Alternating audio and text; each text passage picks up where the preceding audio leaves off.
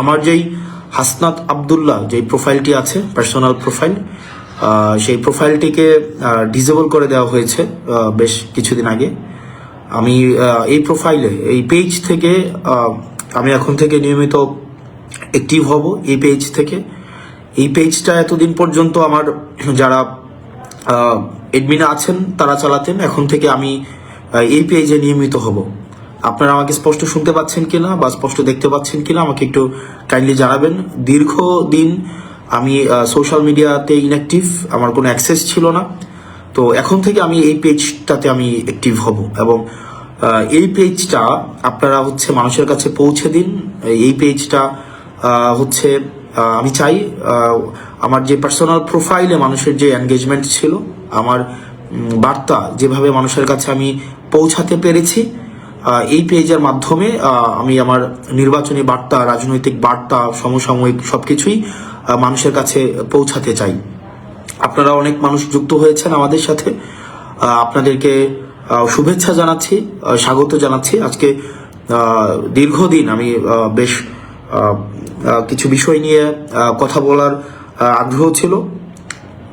আজকে যে বিষয়টা নিয়ে কথা বলবো সেটা হচ্ছে যে আমি প্রথমত একটা দীর্ঘদিনের একটা আমার অনলাইন বা সোশ্যাল মিডিয়াতে একটা ডিসএনগেজমেন্ট ছিল, যেহেতু আমার সোশ্যাল মিডিয়ার যেই আইডিটি ভারত বিরোধী অবস্থান নেওয়ার পরবর্তীতে কিছু পোস্টের কারণে সেটিকে আমার কপিরাইট ক্লেমের মধ্য দিয়ে ওই আইডিটা আমার ডিসেবল করে দেওয়া হয়। সেজন্য আমি আপনাদের সাথে এনগেজ হতে পারিনি। যে বিষয়টা নিয়ে আপনাদের সাথে আজকে কথা বলতে চাই, যে লাস্ট কিছুদিন ধরে যে আমরা দেখব যে হাদি ভাইয়ের যে ঘটনাটি ঘটেছে, আমাদের জুলাই পরবর্তী সময়ে হাদি ভাই থেকে শুরু করে গতকাল সুরভির ঘটনা পর্যন্ত আমরা প্রত্যেকটা ঘটনাকে যদি আমরা নির্মোহভাবে দেখি, তাহলে দেখব যে আসলে রাষ্ট্রযন্ত্র থেকে শুরু করে রাষ্ট্রের কনভেনশনাল পলিটিক্যাল যে পার্টিগুলো, তারা আসলে জুলাইয়ে যারা অংশগ্রহণ করেছে তাদেরকে আসলে কিভাবে দেখেন। আপনারা যদি মেহেদীকে দেখেন, হাদি ভাইকে দেখেন এবং সুরভির কার্যক্রমকে আপনারা যদি রাষ্ট্র কিভাবে সেইটিকে আমলে নিয়েছে, এই জায়গাগুলো যদি দেখেন, তাহলে দেখবেন যে জুলাই যারা অংশগ্রহণ করেছে, রাষ্ট্রযন্ত্র তাদের প্রতি এক ধরনের বিদ্বেষমূলক একটা মনোভাব পোষণ করে এবং তারা একটা সুযোগের অপেক্ষায় রয়েছে, যে একটা সুযোগে যে কোনো একটা উপলক্ষের মধ্য দিয়ে জুলাইয়ে যারা সম্পৃক্ত ছিল তাদেরকে অপ্রাসঙ্গিক করে দেওয়ার যে প্রচেষ্টা, সেই প্রচেষ্টা কিন্তু এখনো অব্যাহত রয়েছে। ফলত আমরা দেখেছি যে হাদি ভাইয়ের হত্যাকাণ্ডেরও এখনো পর্যন্ত কোনো বিচার হয়নি।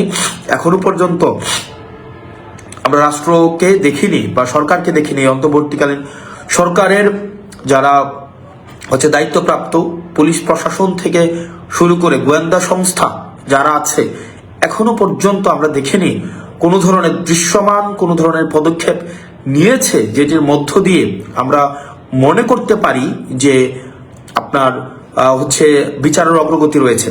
বিচারের অগ্রগতি তো হয়নি, বরং আমরা দেখেছি এই হাদি ভাইয়ের পরবর্তী ঘটনার পরে বেশ কিছু ঘটনা ঘটেছে যেগুলো উদ্বেগজনক। মেহেদীর ঘটনা, হবিগঞ্জের সুরভির ঘটনা, সেখানে আমরা দেখেছি আইন শৃঙ্খলা বাহিনীকে জুলাইয়ে যারা অংশগ্রহণ করেছে তাদের বিরুদ্ধে অবস্থান নিতে। বলে রাখা ভালো এক্ষেত্রে, আমরা দেখেছি যে হাদি ভাই যেদিন শাহাদাত বরণ করেন, সেদিন সাংবাদিক ইলিয়াসের আইডিটি এই অন্তর্বর্তীকালীন সরকার মেটা থেকে নামিয়ে দেন। অর্থাৎ মেটাকে এই সরকার যদি চায়, তাহলে সাংবাদিক ইলিয়াসকে অ্যানার্কিস্ট হিসাবে বিবেচনা করে তার আইডিটি মেটা থেকে সরিয়ে দেওয়া হয়, ফেসবুক থেকে সরিয়ে দেওয়া হয় এবং সরকার চেয়েছে এবং সেটি পেরেছে। কিন্তু সরকারের কাছে প্রশ্ন, গত 1.5 বছর যাবৎ আওয়ামী লীগ সম্পৃক্ত যেই আইডিগুলো আছে, যারা সোশ্যাল মিডিয়াতে সোশ্যালি অ্যানার্কি তৈরি করছে, সেই আইডির বিরুদ্ধে আপনারা এখনো পর্যন্ত কোনো ব্যবস্থা নেননি।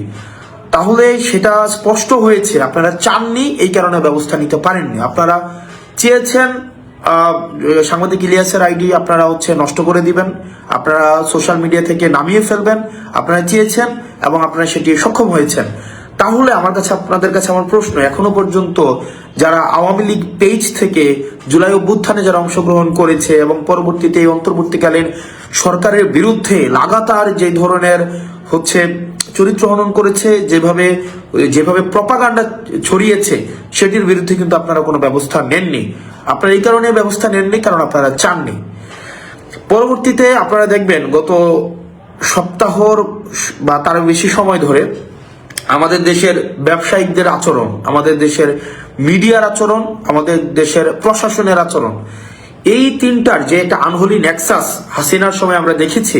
হাসিনাকে কাল্ট বানানোর ক্ষেত্রে মিডিয়াকে আমরা দেখেছি যে একটা হাসিনার যে সেবাদাস হতে মিডিয়া ইচ্ছাকৃতভাবে অনিচ্ছাকৃতভাবে তৈলমর্ধনের মধ্য দিয়ে আমরা দেখেছি হাসিনাকে কাল্ট বানিয়েছে। একই সাথে সাথে আমরা ব্যবসায়িক কমিউনিটিকে দেখেছি যে কিভাবে হচ্ছে হাসিনাকে বারবার আমরা, যেমন আপনি দেখবেন যে সমকালের আবুল কালাম আজাদ, একে আজাদ নামে পরিচিত, চ্যানেল 24-এর, আমরা দেখেছি 2 আগস্ট উনি বলেছেন হাসিনা সরকার বারবার দরকার এবং আমরা আপনার হাতকে শক্তিশালী করব।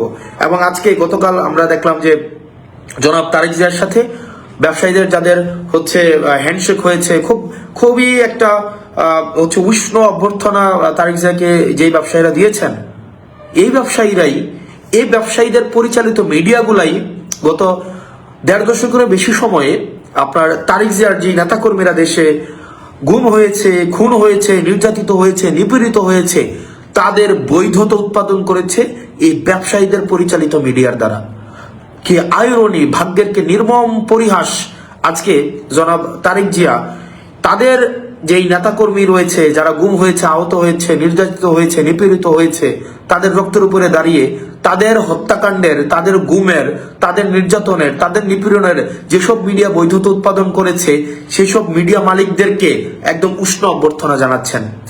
আসলে আমরা বিএনপিকে এই জায়গায় আপনি দেখবেন যে বিএনপির আমি আমার এলাকার কথাই বলতে পারি যে যারা গত 1.5 দশকের বেশি সময় ধরে যারা রাস্তায় শ্রম দিয়েছে, ঘাম দিয়েছে, রাস্তায় হচ্ছে হরতাল সফল করার জন্য রাস্তায় নেমে এসছে, তাদেরকে আমরা দেখেছি এখন কিভাবে হচ্ছে অপাঙ্ক্তেয় ঘোষণা করা হয়েছে, তাদেরকে কিভাবে হচ্ছে বিএনপি থেকে মাইনাস করা হচ্ছে।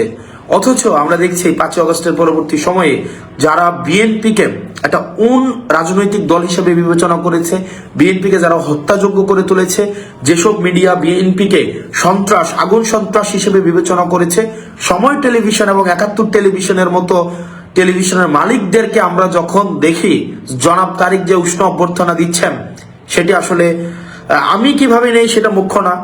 বিএনপির নেতাকর্মীরা যারা দীর্ঘ 1.5 দশকের বেশি সময় ধরে যারা এই গণতন্ত্রের জন্য লড়াই সংগ্রাম করেছে, তারা কিভাবে নেয় আসলে সেটি প্রশ্নবিদ্ধ। এবং আমরা দেখতে পাচ্ছি এবং নির্বাচনের আগেই এই ব্যবসায়িক নেক্সাস, যে মিডিয়া মাফিয়া এবং যে প্রশাসন যেভাবে তারেক জিয়াকে মাফিয়া বানানোর যে চক্রান্ত করছে, তারা বিএনপি থেকে এখন বড় বিএনপি হয়ে উঠছে এবং এটি আশঙ্কাজনক এবং এভাবেই হচ্ছে একটা ফেসিস্ট উৎপাদন হয়। এভাবেই হচ্ছে যখন সবাই এই 1.5 দশকের বেশি সময়ে বিএনপির যে গণতন্ত্রকে একটা অংশগ্রহণমূলক একটা নির্বাচনের জন্য তাদের যে ত্যাগ, তাদের যেই শ্রম, তাদের যেই বিএনপির একজনের নেতাকর্মী বাদ নাই যে যাদের বিরুদ্ধে মামলা হয়নি, কেউ ঘরে ঘুমাইতে পারে নাই, এরকম অনেকে আছে যারা ঘরে ঘুমাইতে পারে নাই। অথচ আজকে আমরা দেখতে পাচ্ছি ওইসব ব্যবসায়ীরা, ওইসব মিডিয়ারা এবং ওইসব প্রশাসনই হচ্ছে বিএনপির সবচেয়ে কাছের, বিএনপি থেকে আরো বড় বিএনপি হয়ে উঠছে, যেগুলো আসলে আমাদেরকে আশাহত করে। এবং পরবর্তী বাংলাদেশটা আসলে কোন দিকে যেতে পারে এবং পরবর্তী বাংলাদেশটা রূপরেখাটা কেমন হতে পারে, এবং যেই মিডিয়া, ব্যবসায়ী এবং প্রশাসনের যে আনহোলি নেক্সাসে, আমরা চাইবো না যে জনাব তারেক জিয়া সাহেব এই নেক্সাসের মধ্যে পড়ে যাক। আমরা চাই যে গণতান্ত্রিক উত্তরণের যেই পথ উন্মোচিত হওয়ার রাস্তা উন্মুক্ত হয়েছে সেটি প্রসারিত হোক। আমরা চাই না এই আনহোলি নেক্সাসের মধ্যে পড়ে আবার বাংলাদেশ পশ্চাৎপদ কোন একটা যাত্রা করুক। পরবর্তীতে যে বিষয়টা সেটা হচ্ছে যে আমাদের নির্বাচন কমিশনের যে আচরণ আমরা দেখতে পাচ্ছি, সেটি আসলে একটা উদ্বেগজনক একটা আচরণ আমরা দেখতে পাচ্ছি। নির্বাচন কমিশন, আমরা আইন সবার জন্য সমান হওয়া উচিত, প্রত্যেকটা মানুষের জন্য আসলে আইন সমান হওয়া উচিত এবং সমান হবে, এটাই হচ্ছে আইনের যেই চরিত্র। প্রত্যেক স্থান, ব্যক্তি, ধর্ম এবং গোত্র নির্বিশেষে আইনের প্রয়োগটা আমরা প্রত্যাশা করি সমান হবে। অথচ আমরা দেখতে পাচ্ছি যে নির্বাচন কমিশন ব্যক্তি বিশেষে আইনের ভিন্ন প্রয়োগ ঘটাচ্ছেন। একই কারণে একই রাজনৈতিক দলের মনোনয়ন বাতিল করা হলেও আবার একই কারণে অন্য একটা রাজনৈতিক দলের মনোনয়নকে বৈধ ঘোষণা করছে, যেটি একটা নিরপেক্ষ অংশগ্রহণমূলক রাষ্ট্র যেই প্রতিশ্রুত একটা অংশগ্রহণমূলক নির্বাচনে কতটা নিশ্চিত করবে সেটি আসলে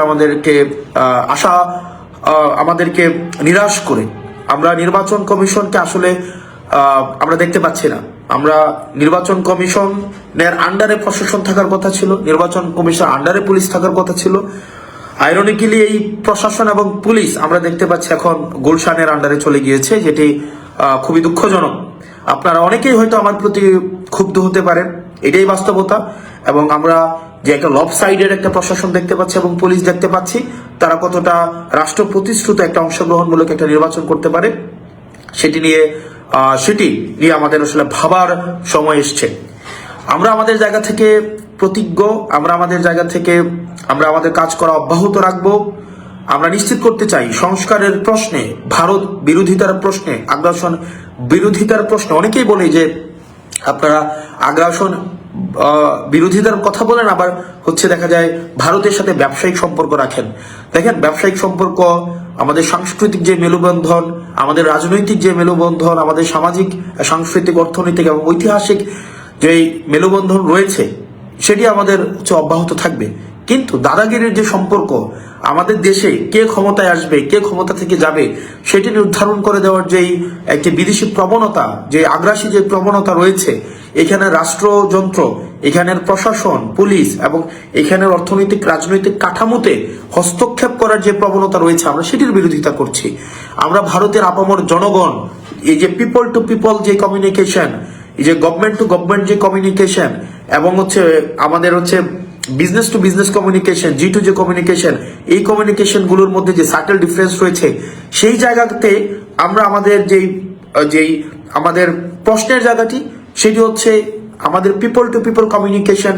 সেই কমিউনিকেশনটি আমাদের নির্ধারিত হবে আমাদের ইতিহাস, আমাদের সংস্কৃতি, আমাদের সেটির বাস্তবতায় আমাদের নির্ধারিত হবে। আমরা সেটির বাস্তবতায় নির্ধারিত হবে। কিন্তু আমরা চাই না একটি স্বাধীন সার্বভৌম দেশে, যে আমরা দেখেছি অতীতে যেমনটা হয়েছে, যে জাতীয় পার্টির মতো একটা দল তারা বিদেশে মিটিং করে এসে, ভারতে মিটিং করে এসে আমাদের দেশে বলতো, প্রেস কনফারেন্স করে বলতো যে কি মিটিং হয়েছে আমরা সেটি বলতে পারবো না, এবং আগামী নির্বাচনে কে কি ভূমিকা পালন করবে সেটা ভারত নির্ধারণ করবে। আমরা দেখেছি আওয়ামী লীগের তৎকালীন পররাষ্ট্রমন্ত্রী ভারতে গিয়ে বলে আসতে যে আপনারা যেভাবেই হোক এই সরকারকে টিকিয়ে রাখুন। আমরা চাই বাংলাদেশের সরকার নির্ধারণ করবে বাংলাদেশের জনগণ যাকেই ভোট দিয়ে নির্বাচিত করে বাংলাদেশ জনগণ এবং প্রত্যেকটা রাজনৈতিক দল সেই ম্যান্ডেটকেই সম্মান জানাবে। কিন্তু সেটি যদি জনগণ নির্ধারণ না করে, সেটি যদি ভারত বা পার্শ্ববর্তী দেশ নির্ধারণ করে দেয়, আমাদের প্রশ্নের এবং আমাদের আঙুল উঁচা করার জায়গাটা সেইখানটাই। তো আমরা চাই, আমরা যারা সংস্কারের পক্ষে আমরা যেই জোট অবস্থান নিয়েছি, আমরা আগ্রাসন বিরোধিতার প্রশ্নে যে জোট অবস্থান নিয়েছি, দুর্নীতি বিরোধিতার প্রশ্নে আমরা যেই জোট অবস্থান নিয়েছি, আমরা সেই জোট আমরা আমাদের কার্যক্রম অব্যাহত রাখবো। একই সাথে এই নির্বাচনে দুইটা পক্ষ ভাগ হয়ে গিয়েছে, একটা গোলামের জোট, একটা আজাদির জোট। আমরা আপনাদের কাছে প্রত্যাশা করব এবং আপনাদের কাছে আহ্বান জানাবো, যারা দুর্নীতির বিরুদ্ধে যারা অবস্থান নিবে আপনারা তাদেরকে সমর্থন দিন, যারা আগ্রাসন বিরোধিতার প্রশ্নে যারা অবস্থান নিবে আপনারা তাদেরকে সমর্থন দিন, যারা বিদেশি আধিপত্যের বিরুদ্ধে অবস্থান নিবে আপনারা তাদেরকে সমর্থন দিন, যারা এই সংস্কারের পক্ষে, যারা আধিপত্যবাদের বিরুদ্ধে অবস্থান নিবে তাদেরকে আপনারা সমর্থন দিন। আগ্রাসন বিরোধিতার বিপক্ষে যারা অবস্থান নেবে, আগ্রাসন বিরোধিতার যারা করবে আপনারা তাদেরকে সমর্থন দিন। এবং দিন শেষে আমাদের বহুল কাঙ্ক্ষিত জুলাইয়ের পরবর্তীতে আমাদের যেই বহুল কাঙ্ক্ষিত আমাদের যে সংস্কার, আমরা সংস্কারের পথে হাঁটছি, সেটিকে যারা বাস্তবায়নের প্রতিশ্রুতি দিবে আপনারা তাদের পক্ষে নেন। সর্বশেষ আমি দেবিদ্বারবাসীকে আহ্বান জানাবো আমরা দেবিদ্বারবাসীর দীর্ঘদিনের স্বপ্ন, দীর্ঘদিনের আকাঙ্ক্ষা। আমি দেবিদ্বারে বড় হয়েছি, আমি দেবিদ্বার শহরে বড় হয়েছি, আমি দেবিদ্বারের মাটিতে পানিতে আমি বড় হয়েছে, আমি দেবিদ্বার স্কুলে পড়াশোনা করেছি এবং দেবিদ্বারের যে দোকানপাট আছে দেবিদ্বার উপজেলার প্রত্যেকটা দোকানপাটের প্রত্যেকটা মানুষের সাথে আমার হৃদ্যতাপূর্ণ সম্পর্ক আজকের না। আমি 24 বছর, আমার এই 27 বছর বয়সের আমি 24 বছর আমি দেবিদ্বারে অতিক্রান্ত করেছি। আমি সেই জায়গা থেকে আমি আপনাদের কাছে আহ্বান জানাবো, আপনারা যারা আছেন, আপনারা দেবিদ্বারবাসী আপনারা যারা আছেন, আমি আপনাদের সন্তান। আমি বিষয়টা এমন না যে অন্য জায়গা থেকে উড়ে এসে জুড়ে বসেছে। আমি এই মেঠু পথ দিয়ে হেঁটে বেরিয়েছি। আমার স্কুল রেয়াজউদ্দিন স্কুল, এই রেয়াজউদ্দিন পুরান বাজার, শিবনগর, এই যে স্কুলের ফাঁকে আমরা আইল দিয়ে হেঁটে বেড়াতাম। মোহন আবাসিক এলাকা, গুমতি আবাসিক এলাকা, পূর্বাস আবাসিক এলাকা, এই শান্তি রোড দিয়ে আমরা হেঁটে বেরিয়েছি, এই এলাকাগুলোতে থেকেছি। আমাদের আড্ডার জায়গা ছিল দেবিদ্বার সরকারি কলেজ, উপজেলা, শান্তি রোডের মাথা। আমি ছিলাম রেয়াজউদ্দিনের ছাত্র, সরকারি কলেজে আমরা খেলেছি। চাপানগর থেকে শুরু করে পৌরসভা, ফতেহাবাদ, ভিরাল্লা, বারেরা, আমাদের মাসিকারা, পুনরা, এই জায়গাগুলো ছিল আমাদের বিচরণ ক্ষেত্র। আমরা হেঁটে বেরিয়েছি, ঘুরে বেরিয়েছি। আমাদের যে 16টা ইউনিয়নের প্রত্যেকটা জায়গায়, বিষয়টি এমন নয় যে রাজনৈতিক কার্যক্রম পরিচালনা করার জন্য, সেই জায়গাগুলোর সাথে আমাদের সম্পৃক্ততা দীর্ঘদিনের, আমার সম্পৃক্ততা দীর্ঘদিনের। এবং বিষয়টি এমন না যে আপনারা আমাকে নির্বাচিত না করলে আপনাদের সাথে আমাদের সম্পর্কের কোনো ধরনের টানাপোড়েন ঘটবে। আপনাদের সাথে আমার যে সম্পর্ক সেটা রাজনৈতিক সম্পর্ক না, সেই সম্পর্কটি হচ্ছে হৃদ্যতার সম্পর্ক, আত্মার সম্পর্ক, আন্তরিকতার সম্পর্ক। এবং আমি বিশ্বাস করি আমাকেও আপনারা সেভাবেই দেখেন। এবং বিএনপির অনেক মানুষ আছে, অনেক মানুষ আছে আমাকে ব্যক্তিগতভাবে পছন্দ করে, এবং আমি বিশ্বাস করি তারা ধানের শীষের রাজনীতি করলেও ভোটটা তারা সাপলাতে দিবে। একই সাথে সাথে অন্য রাজনৈতিক দলের যারা আছে তারা আমাকে এলাকার ছেলে হিসাবে, রেয়াজউদ্দিনের ছাত্র হিসাবে, আমি উপজেলার সন্তান হিসেবে, রসুলপুরের সন্তান হিসেবে, নদীর ওই পারের সন্তান হিসেবে, নদীর এই পারে আমার থাকা, আমি প্রত্যেকটা ইউনিয়নের সাথে আমার ব্যক্তিগতভাবে যে সম্পর্ক, সেই সম্পর্কের কারণে মানুষ আমাকে গ্রহণ করে নিয়েছে, ইতিমধ্যেই গ্রহণ করে নিয়েছে। এবং সেটির বহিঃপ্রকাশ সেটি ঘটবে 12ই ফেব্রুয়ারি। এবং অনেকেই এই নির্বাচনী ইতিবাচক পরিস্থিতিকে বানচাল করার বিভিন্ন প্রচেষ্টা আপনারা দেখেছেন, অব্যাহত রেখেছে। কিন্তু আমি আপনাদেরকে কমিটমেন্ট দিচ্ছি, আপনারা ভোট দিতে আসবেন, আপনারা যাকে ইচ্ছা ভোট দেন। এবং আমি আপনাকে নিশ্চিত করি, আপনি যদি আমার বিরুদ্ধেও ভোট দিতে চান, সেই ভোট যেন আপনি স্বাধীনভাবে দিতে পারেন, সেটির নিশ্চয়তা এবং সেটির অধিকার আদায়ের জন্য আমি কাজ করে যাব। একই সাথে সাথে আমি একটি বিষয় আপনাদেরকে বলবো, ইতিমধ্যে আপনাদেরকে অনেককে হুমকি ধামকি দেওয়া হচ্ছে অনেক অন্য রাজনৈতিক দলের থেকে, যে কেন আপনি আমার রাজনৈতিক দল করেন, কেন আপনি আমার নির্বাচনের কার্যক্রমে আসেন। দেখেন, এটা হচ্ছে সবচেয়ে নিচু মনের পরিচয়। এর থেকে নিচু মনের পরিচয় আর পৃথিবীতে কিছুই হইতে পারে না। হুমকি ধামকি দেওয়া অর্থাৎ, আপনার যদি আমি আপনাকে ফোন দিয়ে বলতেই হয় যে কেন আপনি অন্য রাজনৈতিক দলে গেলেন, এর থেকে নিজেকে ছোট করা, এর থেকে আর কিছুই হইতে পারে না। আমি দেবিদ্বারবাসীকে আহ্বান জানাবো, দলমত নির্বিশেষে আপনি নানা মতের হইতে পারেন, নানা পথের হইতে পারেন, আপনি নানা পেশার হইতে পারেন, নানা বর্ণের হইতে পারেন, আমি আপনার সন্তান। আমি আপনাদেরকে নিয়ে আমি নির্বাচন করতে চাই এবং আপনাদের ভোটেই আমি নির্বাচিত হইতে চাই। আমি আমার শুধুমাত্র আমার দলীয় নেতা কর্মীর ভোটেই শুধুমাত্র আমি নির্বাচিত হবে, বিষয়টা এমন না। আমি চাই আমার মায়েরা, আমার বোনেরা, আমার দেবিদ্বারের, আমার স্কুলের বড় ভাইয়েরা, আমার রেয়াজউদ্দিনের বড় ভাইয়েরা, আপনারা যারা আছেন, এবং আমার প্রবাসী, আমার বাবার বন্ধুরা যারা প্রবাসী আছেন, সৌদি আরব, দুবাই, ওমান, কাতার, বাহরাইন, আপনারা যারা আছেন প্রবাসী রেমিটেন্স যোদ্ধা, দেবিদ্বারের অধিকাংশই হচ্ছে রেমিটেন্স যোদ্ধা। আপনারা যারা আছেন, যারা নানা বর্গের মানুষ, যারা বিভিন্ন পেশা শ্রেণী পেশার সাথে যুক্ত, যারা রাজমিস্ত্রি, কাঠমিস্ত্রি, ব্যবসায়ী, শ্রমিক, পেশাজীবী, তারপরে যারা সবজি বেচেন, মাছ বিক্রি করেন, সংসার চালান, যারা চাকরিজীবী, যারা শ্রমজীবী, যারা সিএনজি ড্রাইভার আছেন, যারা মোটরযান শ্রমিকের কর্মচারী কর্মকর্তা আছেন, আমি সবার ভোট প্রত্যাশী। আমি আপনাদের কাছে চাঁদা নিতে কোনোদিন, আমি গত 1.5 বছরে যাই নাই, কোনোদিন যাবও না। গত 1.5 বছরের চাঁদা কারা আপনাদের কাছে নিতে গিয়েছে আপনারা তাদেরকে দেখেছেন, এবং তাদের কিন্তু ভয় পেয়ে গিয়েছে। এবং ইতিমধ্যে আপনারা তাদেরকে বলতে শুনবেন যে আমরা গত 1.5 বছরের চাঁদার কারণে আমাদের ভোট কমে যাচ্ছে, কিন্তু আমরা কারো কাছে 100 টাকার জন্য যাই নাই, কিন্তু আমরা ভোট পাওয়ার জন্য আপনাদের কাছে আমরা ভিক্ষা চাইবো প্রয়োজনে। এবং দেবিদ্বারের যারা আপনারা যারা চাকরি করেন, যারা বিভিন্ন বিশ্ববিদ্যালয়ে পড়াশোনা করেন, যারা ইঞ্জিনিয়ারিং এ পড়াশোনা করেন, মেডিকেলে পড়াশোনা করেন, যারা এবার প্রথমবার আপনারা ভোট দিবেন, আমি বিশ্বাস করি আপনারা আবার ভোট তাকেই দিবেন যাকে আপনারা জবাবদিহিতার মধ্যে নিয়ে আসতে পারবেন। আপনারা নিশ্চয়ই এমন কাউকে ভোট দিবেন না যাকে আপনি জবাবদিহিতার মধ্যে রাখতে পারবেন না।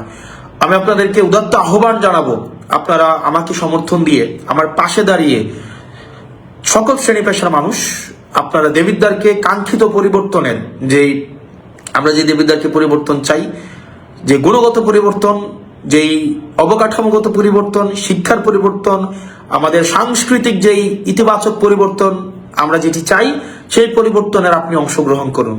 এবং ইতিমধ্যে বিশ্ববিদ্যালয়ের বিভিন্ন শিক্ষক, বিদেশি বিভিন্ন ইউনিভার্সিটি শিক্ষক আমাদের পলিসি মেকিং এ যুক্ত হচ্ছেন, আমাদের পিয়ার ক্যাম্পেইনে যুক্ত হচ্ছেন, রেমিটেন্স যোদ্ধারা আমাদের সাথে যুক্ত হচ্ছেন, নানা শ্রেণী পেশার মানুষ আমাদের সাথে যুক্ত হচ্ছেন, যেটি আমাদের কর্মস্পৃহাকে আরো বেশি আমাদের শক্তিশালী করছে।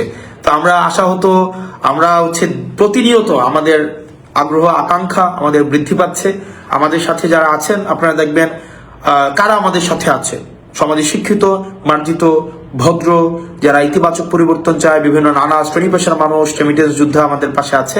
অপরদিকে দেখবেন অন্যদিকে কারা আছে, দেখবেন মাটি কাটার সাথে যারা জড়িত, মাটিখুর, যারা চাঁদাবাজ, যারা মামলাবাজ, যারা দীর্ঘ 1.5 দশকের বেশি সময় ধরে যারা সিএনজি স্ট্যান্ড দখল করেছে, যারা অ্যাম্বুলেন্সের টাকা খায়, যারা জমি দখল করে, যাদের মনে ইতিমধ্যেই ভয় ঢুকে গিয়েছে, যারা ঋণ খেলাপি, যারা রাষ্ট্রের অর্থ মেরে দিয়েছে, যারা রাষ্ট্রের অর্থ বছরের পর বছর রাষ্ট্রের অর্থ যারা দিচ্ছে না, ওইসব মানুষ একটা পক্ষে রয়েছে।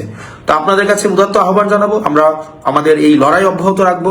আর যারা দেবিদ্বারবাসী, যারা আপনারা কাকে নির্বাচিত করবেন তার অর্থের উৎস সম্পর্কে আপনার জানা উচিত। আমার অর্থের উৎস আপনারা জানার জন্য, আমি কোন জায়গা থেকে আমি ইনকাম করি সেটা জানার জন্য আপনারা আপনাদের মোবাইল থেকে আপনারা গুগলে সার্চ করবেন www.acs.com, acs.com দিলে আপনি সার্চ করলে আপনি পেয়ে যাবেন, অথবা SOE.com দিয়ে আপনি সার্চ করলে, স্কুল অফ এক্সিলেন্স সার্চ করলে আপনারা পেয়ে যাবেন। আমার ওখানেই এই বছরের যে আয় হয়েছে সেটি আপনারা দেখতে পারবেন। আমি আমার রিটার্ন জমা দিয়েছি, আপনারা সেটিও চাইলে দেখতে পারবেন। এবং আপনারা ইউটিউবে যদি সার্চ করেন, যে আমার ক্লাস লিখে সার্চ করেন, সেখানেও আমার ক্লাস পেয়ে যাবেন। এবং সেখানে কোর্সের অ্যাডভার্টাইজ করা আছে, সেটিও আপনারা পেয়ে যাবেন। সেটি দিবালোকের মতো স্পষ্ট এবং স্বচ্ছ। তবে একটা অংশ লিখতেও পারে না, একটা অংশ আছে যারা 2 লাইন বাংলাও লিখতে পারে না, 2 লাইন ইংরেজিও লিখতে পারে না, তারা অবশ্যই এগুলো দেখতে পারবে না। কারণ তারা জীবিকা নির্বাহ করে নদীর মাটি কেটে, যারা জীবিকা প্রত্যেকদিন বর্ডারে যায় ইয়াবা সেবন করতে, এবং নেতার সাথে বসে যারা মাদক সেবন করে, এদের এই যে একটা বুদ্ধিবৃত্তিক যে যতটুকু প্রয়োজন, যে এইটা বোঝার জন্য, এটা একটা পেজ ইংরেজিতে পড়ার জন্য যতটুকু সামর্থ্যের প্রয়োজন, তাদের নেতাকর্মীদের এই জায়গাটা নেই। তো আমি আপনাদেরকে বলবো, আমাদের নেতাকর্মীদেরকে বলবেন, আপনাদেরকে পরে শোনাই দিবে কিভাবে আসলে এই যে অর্থের উৎসটা আপনাদেরকে শোনাই দিবে। যদি না বুঝেন তাহলে বাংলায় এটাকে ট্রান্সলেট করে দিবে, তাহলে যেন আপনাদের বুঝতে সুবিধা হয়। এবং এখানে আপনারা যারা আছেন, কাঁচা বাজার দখল করেছেন, যারা নিজের পেশা নাই, নিজের নির্দিষ্ট কোনো পেশা নাই, যাদের পেশাই আরেকজনের জমি দখল করা, যারা তাদেরকে দেবিদ্বারবাসী আবার প্রতিহত করবে, দেবিদ্বারবাসী প্রতিহত করবে। এবং মাথায় রাখুন, আপনার দল আপনাকে প্রতিহত করবে। আপনি যদি মনে করে থাকেন আপনার দল আপনাকে সমর্থন দিবে, বিএনপি আর ওই অবস্থানে নাই, বিএনপি আর ওই জায়গায় নাই যে চাঁদাবাজদের প্রশ্রয় দিবে, চাঁদাবাজদের শেল্টার দিবে। আমি বিশ্বাস করি, আমি আস্থা রাখি, দেখবেন আপনার ধানের শীষে স্লোগান দিচ্ছে, কিন্তু ভোট কিন্তু শাপলাকলিতেই দিবে ইনশাআল্লাহ। দেবিদ্বারবাসী ভালো থাকবেন, সুস্থ থাকবেন। আগামীকাল সকাল থেকে আপনাদের সাথে, আজ সকাল থেকে আপনাদের সাথে দেখা হবে। আমাদের বারেরা সরকার বাড়ি মসজিদে সকালে ফজর নামাজ পড়বো, আপনাদের সাথে দেখা হবে। আপনারা সুস্থ থাকুন, ভালো থাকুন। এবং আজকে আমি ওই আইডি ফেরত পাওয়া পর্যন্ত, আমার ওই প্রোফাইল ফেরত আসা পর্যন্ত, আমি এই প্রোফাইল থেকেই আমি রেগুলার আপনাদের সাথে সংযুক্ত হব। আপনারা এটিকে শেয়ার দিয়ে মানুষের সাথে আপনারা যুক্ত করে দিন।